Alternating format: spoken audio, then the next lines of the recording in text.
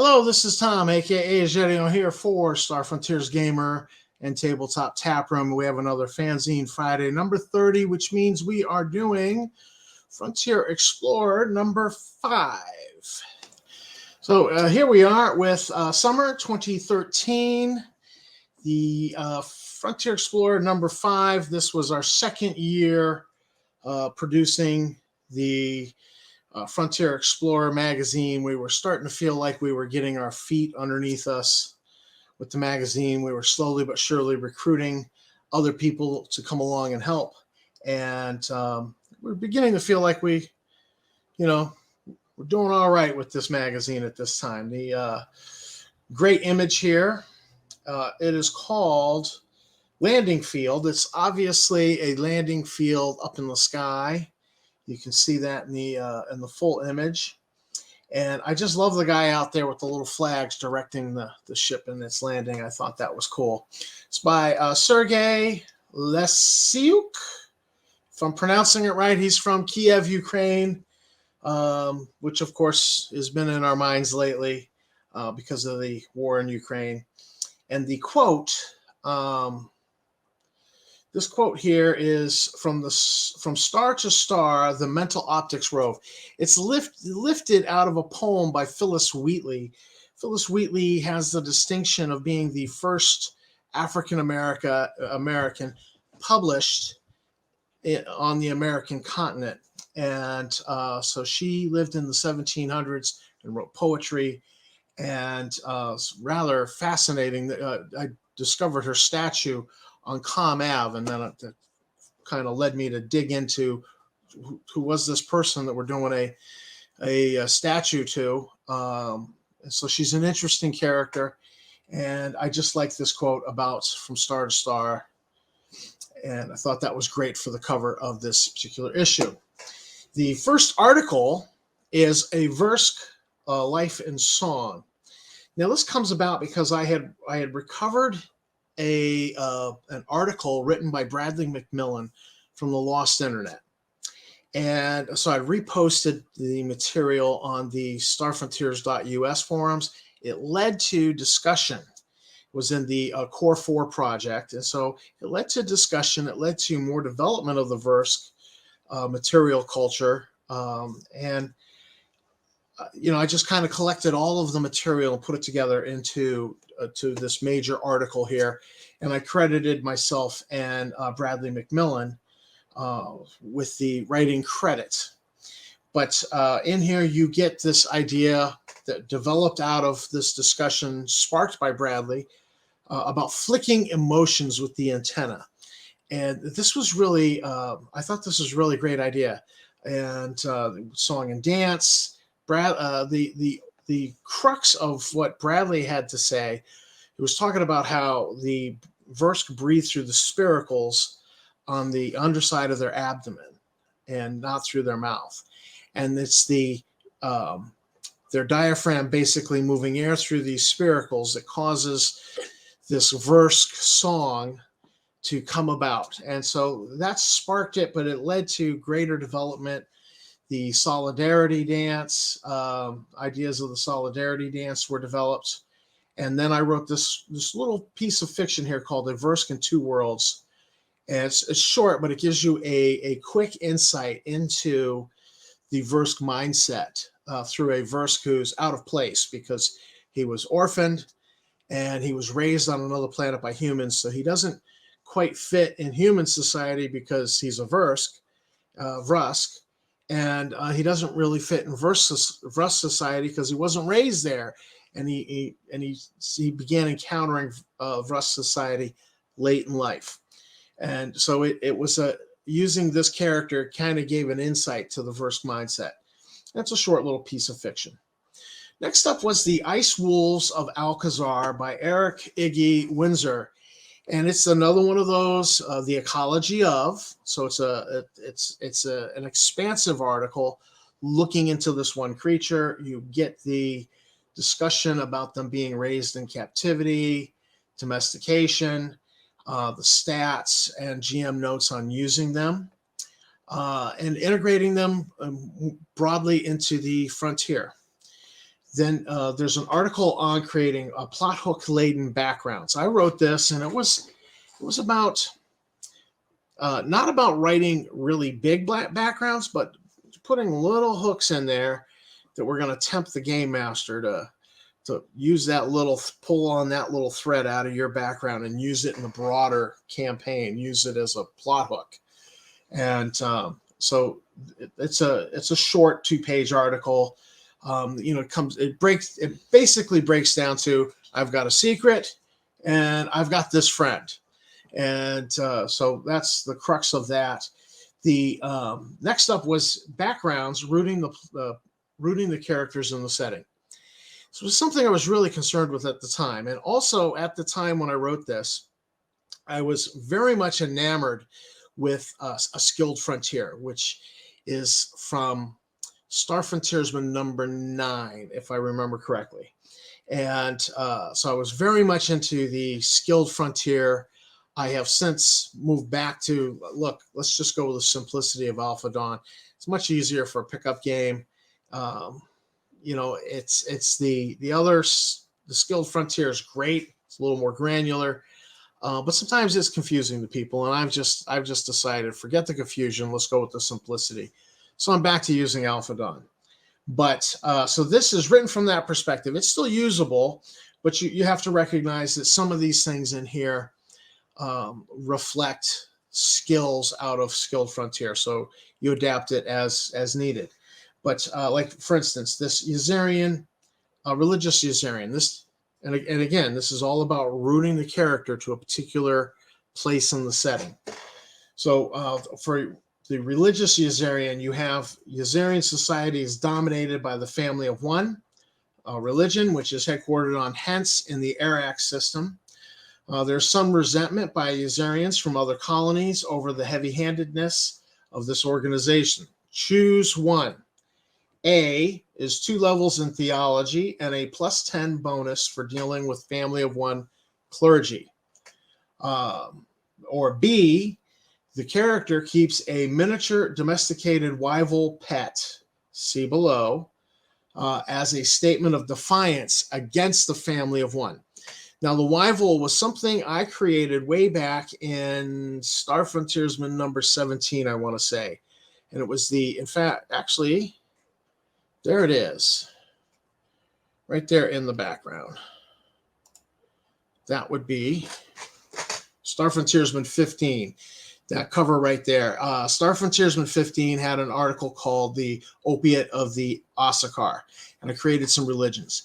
And part of creating those religions, I created the Wyval, and we got some great artwork by one of our regular artists, for that creature. So I've just for thoroughness, I've put I've re-put the Wyval stats and the domesticated miniature Wyval here, and they're a little bit of fluff about them, because the Azarians who are pursuing Bailerism, much to the chagrin of the clergy of the family of one, are using this creature as their symbolic creature.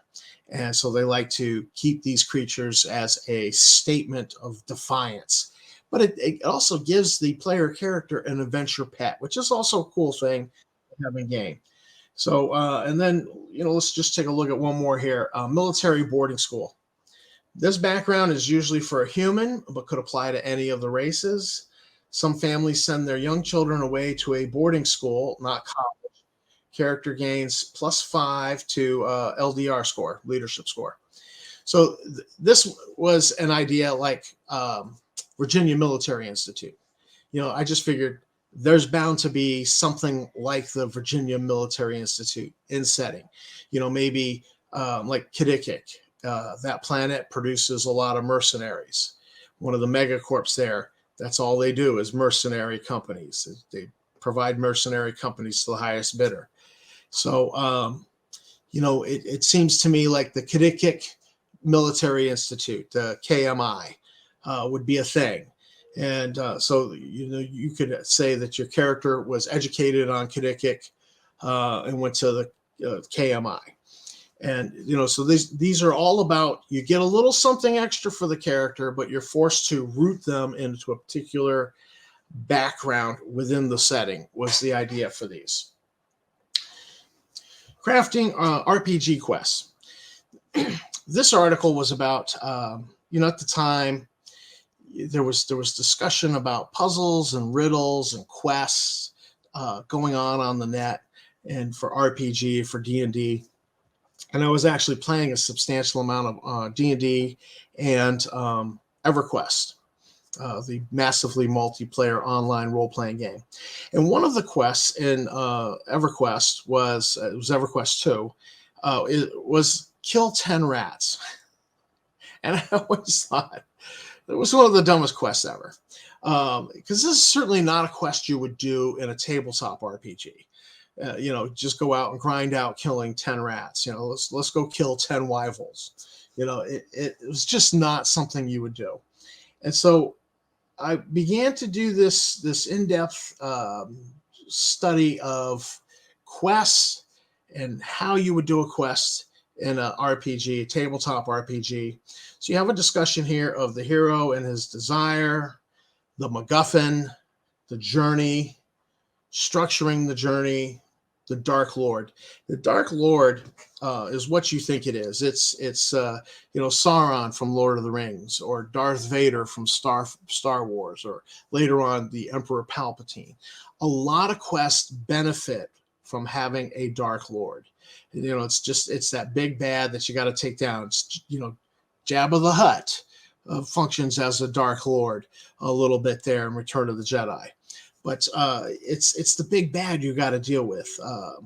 That's the nemesis of the player character. So it's not every quest will have one, but many quests do benefit from a Dark Lord. And then there's a discussion of reaching the Emerald City. What happens when you reach the Emerald City? And the adventure actually continues to go on, but you've reached the Emerald City. There's some changes now for the player character. So that was a great, I loved writing that and researching that. Next up is Financing a Frontier Freighter by Alvin Johnson. I've been a fan of Alvin Johnson since I found his material in the Lost Internet. And I just thought this article on financing a freighter was, it's 2 pages, absolutely fabulous material. And it was worth saving in the magazine so it'd be accessible to everybody. But this dates back to like 2001. Next up is the Azarium Bard. As I was, and I love Azarians. And so as I delve into Azarian history based off of things I've written, based off of things other people have written, and I started asking questions, I was coming up with this idea of the Azarian Bard and mercenary minstrel in a period of time in Azarian history way before their industrial age. And so I wrote this up as an archetype for the Azarian and created a whole Azarian minstrel tradition and skill, several sub-skills. And because I created this, I then had to create traditional Azarian items that this Azarian Bard can craft. He knows how to craft these things, as well as some musical instruments. And so all of these things had to be created for this article. So this was a fun little article, and I just love the idea of a warrior bard for the Azarian. I thought it was cool. The Assault Scout. This, I totally embraced this when Tom was working on it. So this is a remastered Assault Scout deck plan. Not only that, you have this write-up that he did for the Stiletto class Assault Scout, but then he talked about other Assault Scout classes like the Osprey class, the Lancet class, the Endeavor class. And, these are all just a little bit different. And so some of these might be more to your needs for a campaign. And because Tom was writing this up, I then wrote this adventure called the Albatross. And it is a solo adventure, 1 player, no game master. You can run this alone. There is a countdown clock. You have a timer. Your character's only got so many turns, game turns, before the jig is up with this, because he is a Starlaw agent who got knocked out, stuffed inside a container, was stripped of his equipment, and that container is on the bottom deck of a pirate assault scout. And they had a hyper ignite as they were trying to take off, and they were forced to land, and they end up landing in the ocean. Water is now filling the ship. Go. It's so it's a desperate situation. As I re-looked at this, I was actually looking at this and I thought, boy, this is actually fairly deadly. This is not necessarily something you survive as the player character. So there's a real challenge here. And I basically stole a page from the Endless Quest books. Remember those? You know, if you want to do this, go to page 47. You want to do this, go to page 103. So here's the character portraits and the write-ups for all the 5 NPC pirates. And as you play this, on each deck is treated as a separate room, and you get choices. Like for deck 6 here, you may search the closet for 2 turns. If you do that, you go to action result number 2. So there's a table of action results, and you just go read number 2, and it tells you da-da-da-da-da. And if you want to hang around while that deck is filling up with water and search the open deck, you can do that for 1 turn, and then you go to action result number 7. You may also attempt to open the cargo hatch in the floor, and so on and so forth. There is 1 action result that is an auto kill, and that's in the spirit of all those Endless Quest games. There's some of them, you made the choice, your character just died. Once you made the choice to turn to that page and read it, you read that you died. And so I did do 1 auto kill. You make the wrong choice, and there is 1 auto kill. Although, as I re-looked at it for playing this material again recently, I thought any character with a reasonable strength who makes a strength check should be able to survive that situation. But it is in there. And so this is a nice little solo adventure that if you're jonesing for some Star Frontiers action, you can run the solo adventure. It's a Star Law agent. They are an advanced character. It's per the character creation rules from the Star Law article by Alex Curry-Lowe in the Dragon magazine.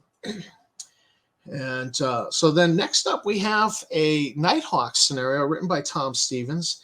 This is another battle royale by him.